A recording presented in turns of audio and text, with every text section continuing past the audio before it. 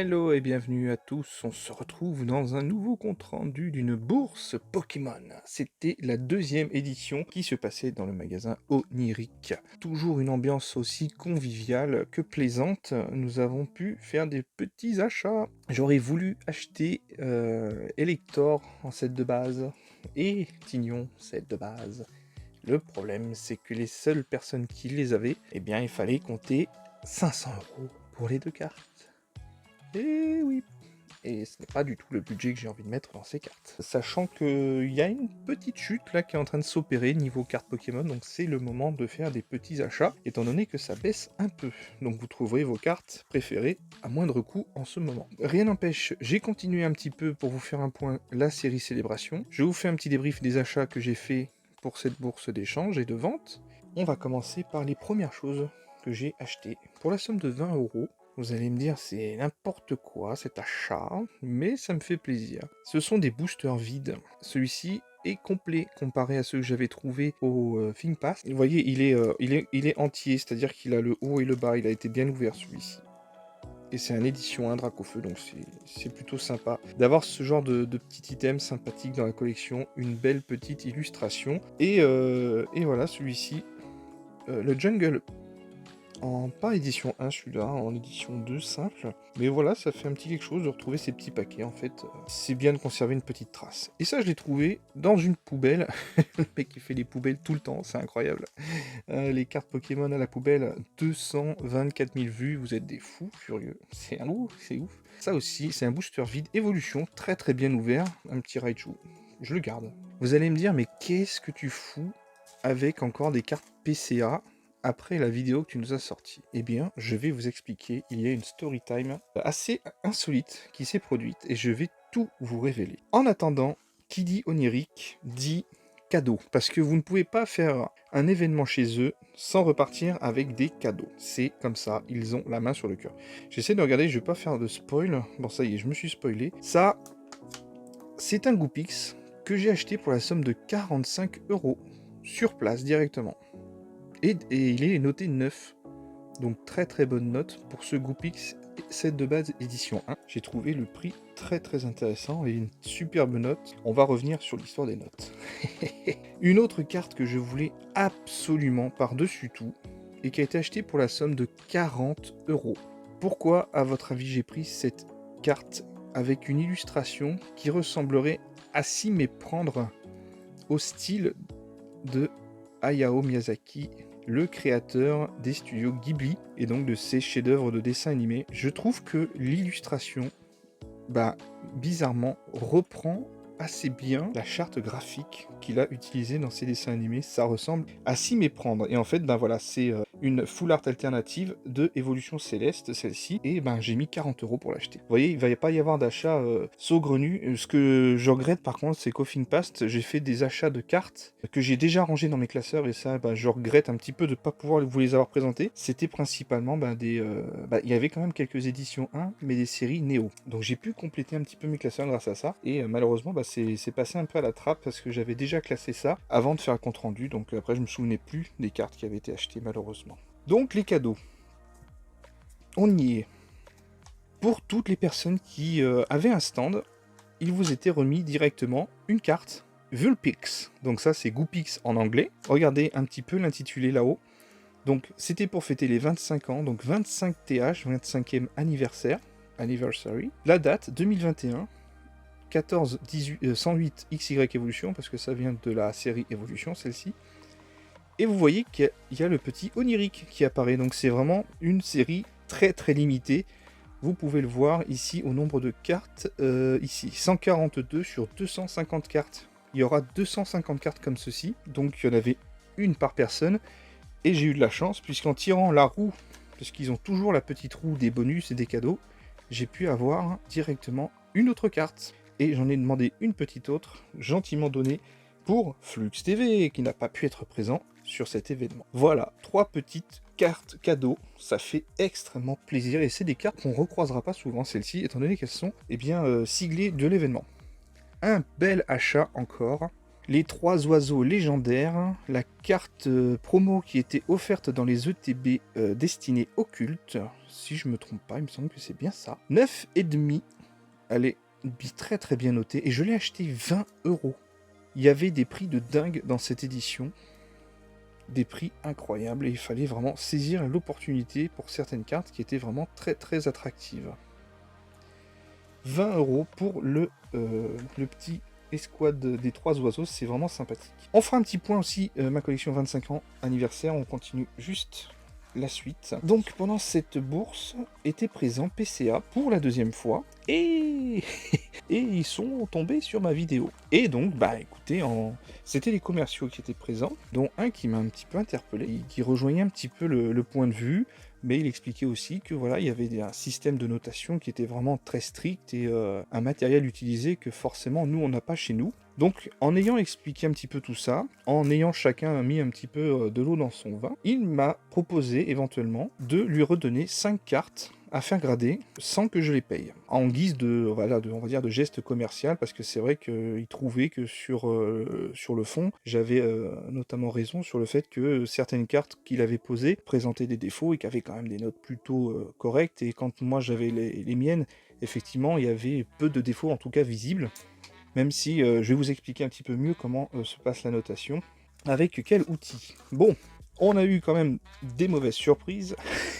Le Salamèche édition 1 qui repart avec un 6. Vous me direz peut-être c'est à cause de ce petit blanc ici et de ce blanc là.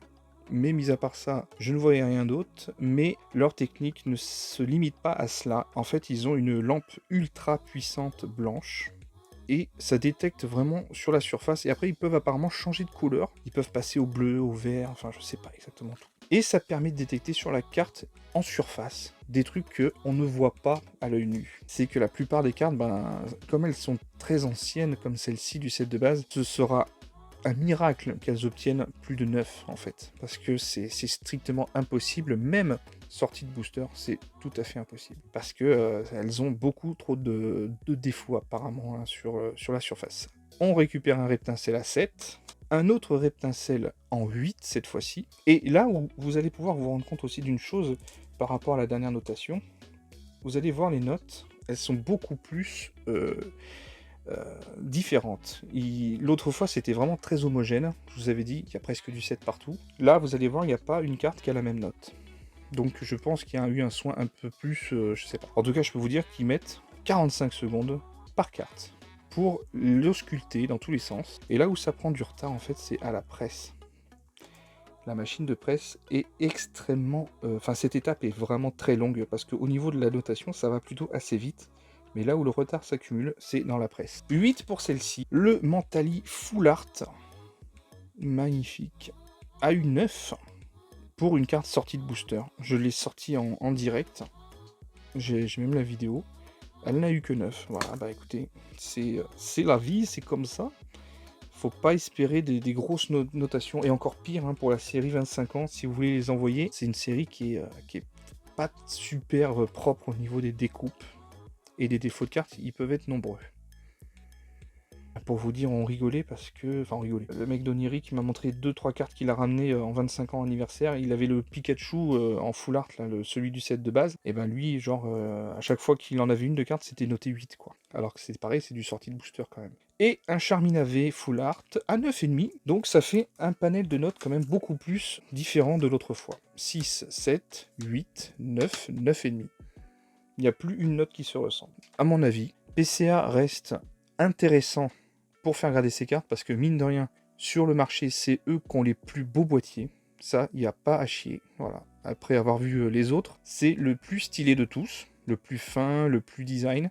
Ils ont augmenté aussi, oui, un petit peu leurs critères de notation récemment. Donc ça tombait pile poil au moment où j'avais envoyé mes cartes, donc pas de chance. Voilà, effectivement, cette fameuse lampe qui ausculte vraiment dans tous les sens les cartes. Donc, mon avis pour PCA, je vous déconseille d'envoyer du set de base, sauf si vous êtes sûr de vous, voilà. Si la carte a le moindre défaut, attendez-vous à des notes comme ça, mais pas plus. Ça reste intéressant éventuellement si on envoie par exemple du récent, est ouvert, très protégé tout de suite, quoi. On sort du booster, on met tout de suite en protection. Voilà ce que je pouvais vous dire sur PCA. Donc ils m'ont fait un petit geste commercial, en cela je les remercie. Je remercie le commercial qui s'est occupé de ça, qui a pris en charge tout ça, avec qui on a bien pu discuter, et un petit peu Eric qui m'a raconté vite fait un petit peu les coulisses de cette société, puisqu'il s'y est rendu. C'est une entreprise qui, comme je le disais aussi dans la première vidéo, mine de rien, je n'avais pas tort là-dessus, c'est vrai qu'ils sont très sollicités, donc ils ont du travail partout, donc forcément, il y a du retard qui s'accumule,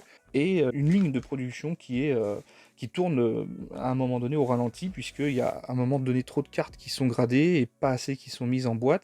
J'ai une autre info aussi à vous donner là-dessus. Ils ont acquis une deuxième machine. Donc voilà. Ça devrait normalement un petit peu optimiser les départs des cartes de ceux qui les attendent. Ah, et aussi un petit coup de pub pour Oniric, parce que mine de rien, il le mérite bien. Pour celles et ceux qui souhaitent faire grader leurs cartes, qui sont dans la région, dans le coin, vous pouvez passer chez eux directement. L'avantage, c'est qu'ils vont avoir... déjà, PCA va vous fournir un petit plastique, logiquement. Hein. Normalement, c'est prévu. C'est pas forcément le cas sur les autres commandes, parce que mine de rien, les boîtiers, contre l'un et l'autre, ça peut se rayer. Mais surtout, le plus avantageux, si vous passez par Oniric, ils ont négocié, avec leur partenariat, un délai exclusif d'1 mois et 1 semaine. Donc voilà, vous leur confiez les cartes et vous savez que ça va être beaucoup plus court en circuit et ça vous coûtera le même prix que sur le site. Voilà, ça vous coûte le même prix et en plus de ça, vous avez l'assurance de remettre les cartes à un magasin, à une personne physique et pas forcément à poser ça à la poste et que ça puisse se perdre. Là, ça va être envoyé avec des assurances qui vont gérer ça. Par contre, voilà, on m'a expliqué aussi qu'il ne faudra pas envoyer des cartes un peu trop chères, entre guillemets. Restons dans une gamme, maintenant vous pouvez envoyer, mais ils vont, je pense, avoir une assurance limitée à 250 € maximum par carte. Mais après ça, le mieux c'est que vous en parliez directement avec eux. Allez, je vous ouvre un petit peu mon classeur vite fait pour finir, pour parler un petit peu de cette série 25 ans que j'ai commencé et que j'aurai du mal à terminer, je pense. Donc voilà ce que j'ai pu sortir en booster. On a quand même des petites cartes bien sympathiques. Le taux de drop était effectivement une bonne surprise sur cette série de cartes, pas comme les autres d'avant. On a là les 2 premières pages qui semblent complètes apparemment. Là où il va y avoir des trous, c'est là. Il me manque le Mew. On a quand même eu le Tortank, ça c'est plutôt sympa. Il manque le Dracos. Le Recherche Professeur, elle est là. Le Florizard est là. Pas mal de petites cartes des rééditions 7 de base, ça fait plaisir. On a le petit Pikachu 2, Léviator Obscur et Lecteur de Rocket Mélo. Groudon qui est là aussi. Et voilà la Team Rocket. Voilà, là il manque encore plus. J'ai eu la chance d'avoir un Reshiram en 25 ans. Luxray ici. Ça c'est les cartes promo dans les coffrets. Tokopion ici, Amphinobi, que j'ai même pas ouvert, qui est resté dans sa petite pochette, mais que j'ai un petit peu replié pour quand même le classer, qui était dans l'ETB, le Xerneas X, le Mewtwo X. Il me manque beaucoup trop de cartes, c'est... Voilà, en tout cas, ça fait plaisir d'avoir eu une série de cartes comme ça qui était plaisante à ouvrir, puisqu'on a eu quand même des cartes bien sympathiques. Et il nous restera à avoir d'autres cartes. Mais je ne désespère pas de les trouver à bon prix prochainement, parce qu'on va arrêter peut-être d'ouvrir des paquets. Quand il n'y a pas, il n'y a pas. Voilà ce que je pouvais vous dire sur cette bourse Pokémon. Vous avez eu droit à quelques petites images, mon petit compte rendu. Si ça vous a plu, écoutez, n'hésitez pas à mettre le petit pouce bleu. Quant à nous, on va se retrouver pour une dernière vidéo en décembre. Il n'y en aura pas d'autre de l'année. Ce sera une vidéo explicative sur ce qui va se passer en 2022, parce qu'il va se passer des choses. Et nous aurons l'occasion d'en reparler. Je vous dis à très bientôt sur la chaîne. Bye bye.